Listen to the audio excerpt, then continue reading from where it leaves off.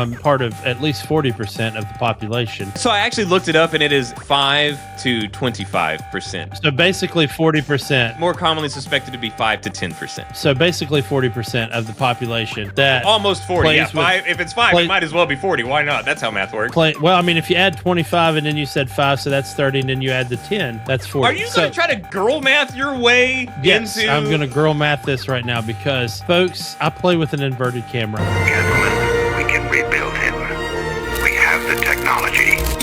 The other big news of the week was the opening of the closed beta for the Expanse Osiris Reborn, and we got a chance to get our hands on it, play through it. The bottom line is, if you're curious if we are heartened and reassured that all of our hopes and our dreams of finally getting that Mass Effect feeling again, like if you're looking to see if we are still hopeful that this can be that, well, consider yourself assured. I will let you know that right up front. I am still very much optimistic about this and am even more so convinced of it after playing this. Is your chest full of hope? My chest is absolutely full of hope. I still think this is going to, given the time that we have the beta until the release, yeah, they're so close already. I mean, there's a bunch of little things they need to do. Which we expect. You know, that's their whole point, is that they're putting this out there so that we can tell them these things. It captures the essence and the aura of the Expanse perfectly, as long as nobody's talking. But we'll get to that shortly. I do want to set expectations up on this too, because it's like, that's another thing. I think some people's expectations might be not in line with what is actually happening. This is actually a beta. It's at least a year until this thing releases. I think it's going to be a great game, but if you're wondering, if you're sitting on the edge, should I buy the Miller Edition or the Collector's Edition or whatever, just so I can have access to this beta, I'd say don't do it. I mean, if you want to buy it, if you're sure you're going to get it, go for it. But it's not going to do this thing. It's not going to fill the gap between now and then. It is just go play Mass Effect. If you do play it, though, don't do your objectives right up front. Because if you just straight up do the objectives, that thing's over in 20 minutes. Oh, yeah. Immediately, that thing is like going to be My first run was done. Just straight through, dude. And I was like, wait a minute, what? Yeah. If you want to get the most out of this, kill time. Walk around. Don't go talk to O'Connell, okay? Hear my words. Don't talk to O'Connell. Go get what's-his-name's mother's gift for her. Go do Larry. that. Because Larry's his name. Larry. People can say whatever they want about being superficial, but the first thing we're always going to notice is the visuals. Folks, if you're on the fence about getting this on PC and or console and you have both, based on the beta, I'm saying it's not going to matter. I played it on PC and it looks good. Does it look like Star Citizen? No, it does not. The NPCs, like if they are a notable character, they look amazing. But if they are a throwaway NPC, or God forbid your created character, you look almost plastic. That could also obviously change, but the disparity between the NPCs where they spent their time and the NPCs where they didn't is very noticeable. It's not Star Citizen.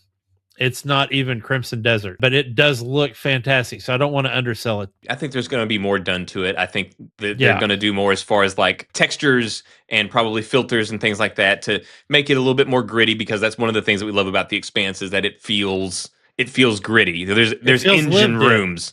Yeah, there's grease and grime and things, and I think that's not probably only does going it to feel lived in. It feels lived in for a long time. Yes. It feels like it's had multiple owners. It's been lived in so long. But I will say one thing that actually impressed me. Like usually I wouldn't have even noticed this, and I don't even know why I did, but it really jumped out to me, and I don't know why.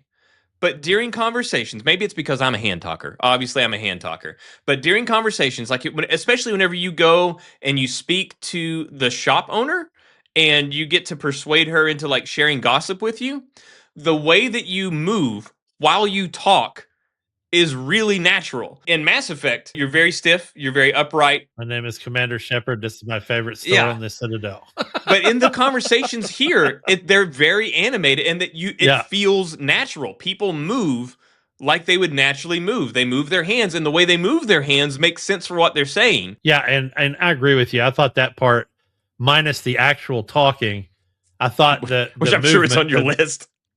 Oh man, I'm really dying to get to that. You're right. I mean, the fluidity of how people moved and talked. I really love it. One more thing, though, that I also noticed, I have played both as a belter and an earther, and Same.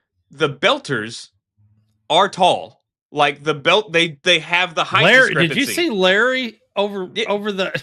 Well, if you pick the belters, whenever you're talking to O'Connell, those chicks look like the avatars, like the Yeah. Na'vi, whenever they're talking The to Na'vi. O'Connell. They like tower over that guy. Yeah. So and for those listening that aren't familiar with the Expanse, this is one of the things from the Expanse where belters, they were born in space, they've lived in space, they grew up in space, so they've never had real pull. It's always been artificial gravity, which is much lighter than Earth gravity. Yeah. So because they don't have this constant pull of Earth gravity, they grow taller because they're not under as much stress. However, the disadvantage there is that their bones and their muscles are weaker brittle. and they're not as strong. So they're taller, but they're weaker. And sometimes they have to wear particular suits. So they thought of that and they incorporated it into this. And I was really impressed to see that. And it is a significant height difference. At the very least, that tells me they've had conversation on what's more important from the show and what's more important from the books. And the cool thing about this beta is you could see both. I loved the movement. I especially loved sprinting because it wasn't really a sprint. It was that kind of mechanical, because even in gravity, it was still fake gravity, right? Yeah. But dude, when we got to, and I texted you and said, man, this zero G shit is tense because it felt really cool. And you had made a comment when I spoke to you at lunch yesterday that they kind of come at you from different angles. They can be anywhere, and to them, they're level, but they're shooting at us at a weird angle. And even if we're behind cover, they'll hit us. And that's true. But dude, like when you would like cross up and go over something, it was like that. I actually felt that in my stomach. When you started shooting and it sounded muffled, everything was muffled and it had that. And the Expanse always went for what we call Newtonian physics, where you don't hear anything in space. But they also know that doesn't sell well. Yeah, and also it's going to be, especially if you're in an extended sequence and you hear nothing. And you hear nothing. So I think that was a good compromise. But just the gameplay, opening doors, I did think you had to get super close to stuff before you could interact to it. I did feel that way. And I hope they fix that. Because I was like, with doors, it felt like I was like nose on the door before I could open it. Yeah, you're definitely correct. You definitely have to be right up on it. You can at least see that you can interact with it. You'll get like this little circle. So you at least, you do know that you can interact with it without getting that close. But yeah, to actually activate it, you do have to be like right up on it. And they do use some classic video game tropes when you like look over and there's like a shelf, and one of the chests has a green light on the front of it, but the rest of them are okay. I can open that one. I did like the little circles over corpses that let me know I could search them for loot. It felt weird that it would be like 1 in 5 people that I could search for loot. That felt weird. Well, I think a lot of them, though, because they dropped ammo and you would automatically gather the ammo. Yeah, which I do like the fact that I automatically pick up ammo. And I felt like, too, maybe they were slow playing looting so that we didn't get like OP and that we always felt a sense of tension, which I did. I felt like the mapping through the levels was fine. I never felt confused about where I was going or what I was doing. Even if I wanted to go off on a tangent, which we, talked about, you definitely should do if you play the demo. Yeah. And just go do my own thing. You always felt like you knew where you were going. Small thing about that, as far as going off and doing your own thing. I did this too because I went and I was talking to the shopkeeper and she sells a shotgun. There's some other stuff that she sells, but one of the things is a shotgun. And if you've gone around and you've done some stuff, you will have found some credits that would allow you to buy that shotgun. But the first time, my first playthrough, I was like, well, maybe there'll be something else that I can buy, and I should do that. And especially whenever you talk to Larry and he's like, oh, I've got this painting. Can you take my painting to my mom whenever you go off, to the world? And so I thought we were going to be on for a lot longer ride than we got. And so I didn't buy that shotgun. Buy that shotgun. Buy the shotgun. You don't get to use the credits for anything else. Buy the damn shotgun. So that would be my advice to you. Also, there were a couple times that I felt confused, and I'm sure they'll add tutorials in the actual game, but they threw in game mechanics without telling you how they worked, like the hacking game. It's pretty quick to pick up, but whenever Yeah. you first do it, you're like confused, like how does this work? And it's basically each square has like a left side and a right side, left pattern and a right pattern. So you always have to match the left pattern of the new square with the pattern that's on the right of the previous square, and you have to do that until you link up at the end. So it's pretty intuitive. But then there was one mechanic. There's one part where you go into like this room, this barracks, and something pops up on your screen, and it's this green circle, and then it's got another circle like that's all shaded in and filled in, and it's going in and out as you look different places. And then if you leave this particular area, it says that it turns red and says it was interrupted and it goes away.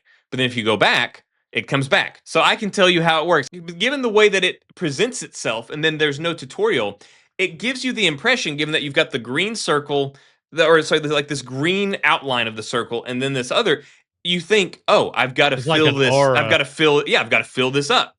You don't fill it up. You shrink it down. I don't know why I would bet money that they changed the visual design of this gameplay mechanic to make it more clear what you're supposed to do. In fact, if you spend a lot of time like I did trying to like fill out the circle, and I was like up and down, left and right, and I got the circle as much as I could, but still couldn't fill it. Whenever you get to that point, you are facing directly the opposite of what you're supposed to be looking at. I'll tell you that.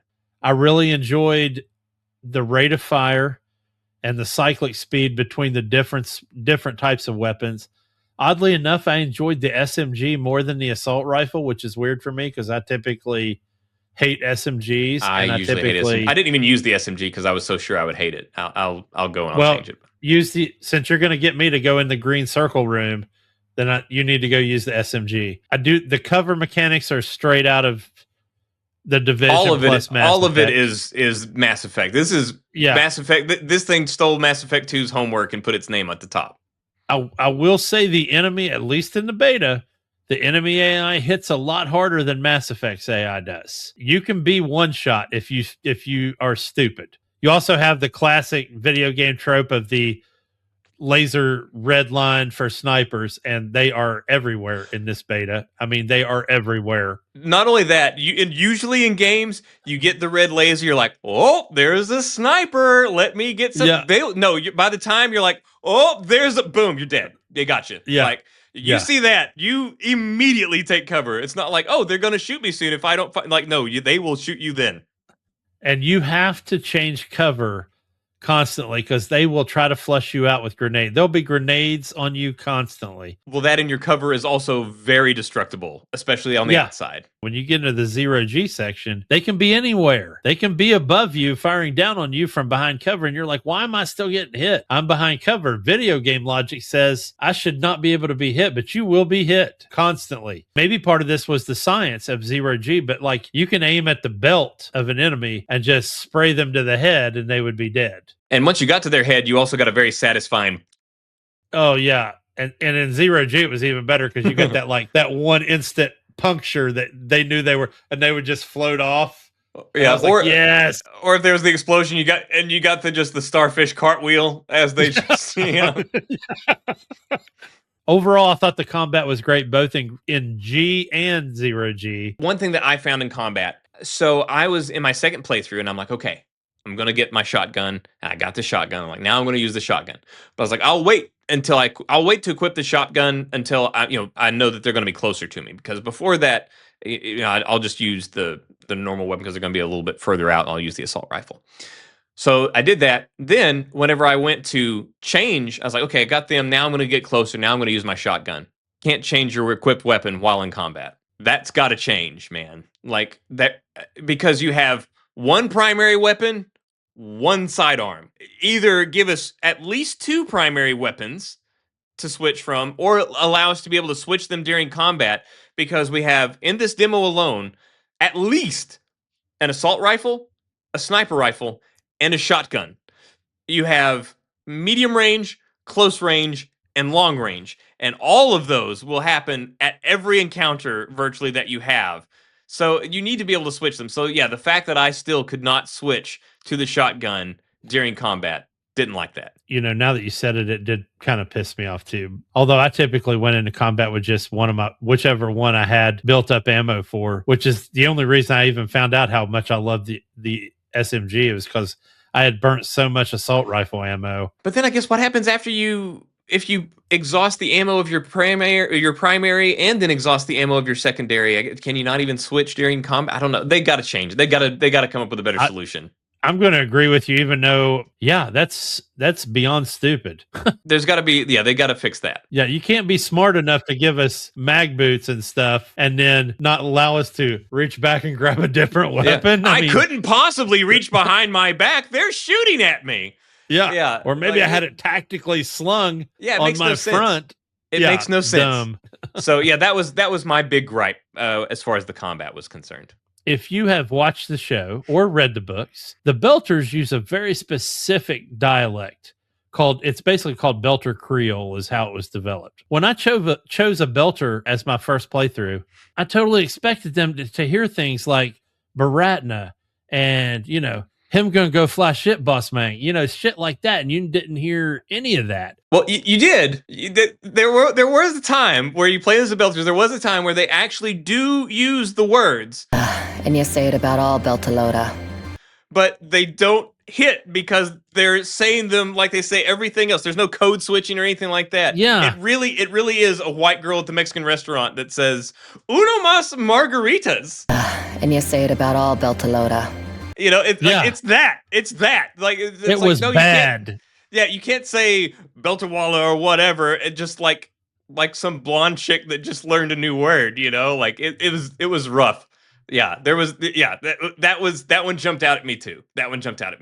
I was like, I wonder if you can have your character be male or female and then your sibling be male or female. But I looked it up and no, they have to be your identical twin. It's not good enough that they're just your twin. It has to be your identical. Me too. I do hope, for the love of God, please let us at least customize our twin. Because if it looks anything like the monstrosity that walked next to me in the beta, that's going to throw me out. That's going to throw me out of my immersion. I'm going to get ruined. The other thing is that they didn't sound like at least the men. Your identical twin doesn't sound like you. What I thought was funny is whenever you called me and we were talking about the voice acting, and I was like, oh well. Don't worry, you know, whenever you get to the women voices that are the Belters, it's a lot better. And you're like, oh, well, that's what I've played. I'm like, oh, then it's only going to get worse from here because, it gets because the Earthers, the male voices are bad. They're bad, and it literally sounds like they invited some actors in and said, "Hey, man, just read this real quick on the mic, and we're going to record it." With no inflection in their voice, no intonation, no timbre or any type of recognizable candor to their. I mean, it was just like, what the hell is going on, man? Well, and it's not even just the player characters; it's also the NPCs. There's an NPC named Larry that we had mentioned earlier. It sounded like that voice actor, like somebody like saw him walking down the hallway. Is like, "Hey, man, where you headed off to?" And he's like, "Oh, I'm gonna grab lunch." Like, you have 10 minutes, and then they just like shot this thing because I don't know as if I've ever seen a more unenthusiastic portrayal of anything in my life than the guy that voiced Larry. It all started in childhood. My father was a tyrant, and my mother was a typical unfulfilled housewife.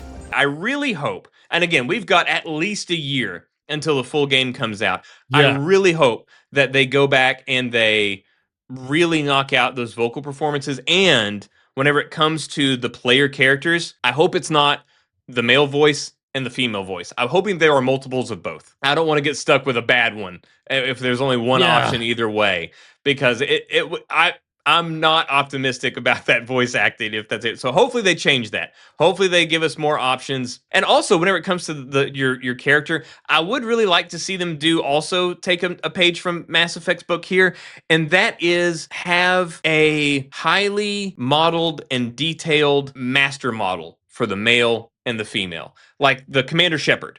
There was a Commander Shepard, whether you picked a male or a female. There was the Commander Shepard, there was the Fem Shep, but there was like a master model where it's like, hey, this is what we have handcrafted for you if you want to use this. And that's all I ever use. For my Commander Shepard, I just use that because I loved that model. So I would really like to see them have that where it's like, hey, if we want to go crazy and change our faces and all that stuff, let us do it. But have like a master model where you really focus in and really detail the face and give us something that might be to the level of other the NPCs. And speaking of NPCs, I also want to mention, though, as much as I talk about the vocal performances, some of them were fantastic. Zafar, like, he was great, and then the guy that voiced O'Connell was fantastic. So it's not like it's all bad. There are some killer voice acting performances in there. I just hope that they can, in the year that is to come, that they raise the standard on that all around for everybody. Yeah, I really hope it was that they just use placeholder, Same.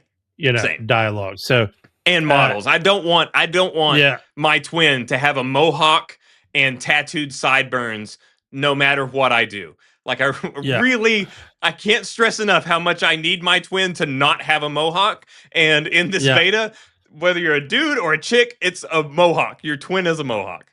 Well, speaking of the way they speak, I did like something that they tied in. Not only do they have what they say and how they say it, they have motions. The hand and arms. Yeah.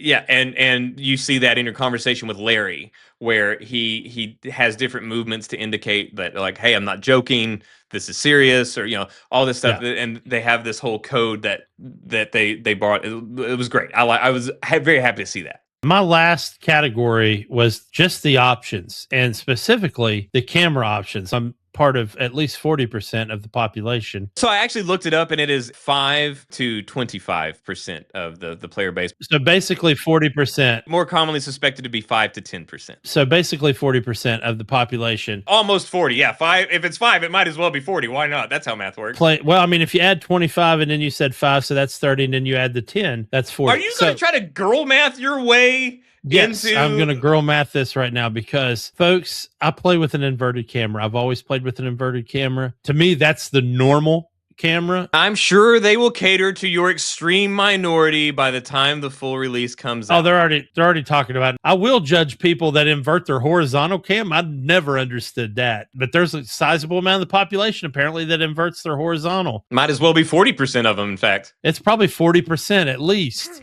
So... So it did make it a little bit of a chore for me to get through the demo at first. But, I've been playing games for a long time, so I did get the handle on it. But overall, as a beta to a game that's not coming out for a year, if I had to give it a grade out of 10, I'd give that beta an 8, easy, as far as expectations and hopes, and they're fulfilling a lot of the things that I wanted already. Yeah, I didn't have any expectations. I just had hopes. All I wanted was I just wanted to play it and feel like this dream that they could be the second coming of Mass Effect that BioWare seems to be unable to create. That's all I wanted. I wanted to say, like, okay, unfairly or otherwise, we have foisted these dreams onto them, and they have so far seemed content to bear that cross and go with it. But I just wanted to see, like, are these hopes well-founded? And so far, the answer is yes. The dialogue and all of that stuff, like, it feels very reminiscent of Mass Effect. I will say that I don't like the dialogue tree, just the way that it looks. You've got the thing that you're responding to.